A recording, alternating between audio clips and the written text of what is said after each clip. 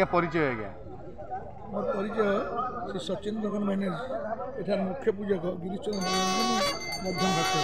जो बर्तमान मूर्ति प्रतिष्ठा करा प्रसाद उद्घाटन करा आज जो यज्ञ आरंभ कराला जो कलश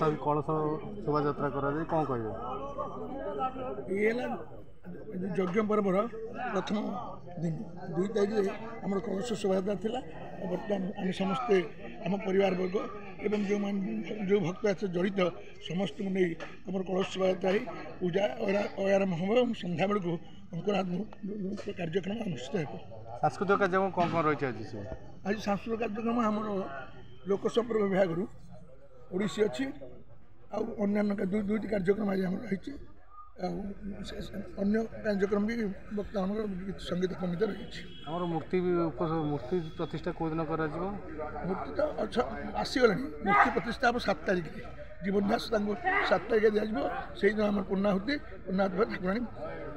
आसन होती 7 दिन जाक भक्त समागम आम चैनल माध्यम कौन कह सर्वप्रथम तो आप संभव चैनल को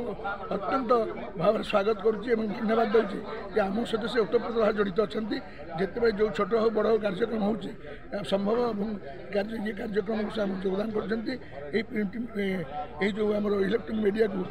अनुष्ठान तरफ सांघातिक भाव में स्वागत करुँच करुँच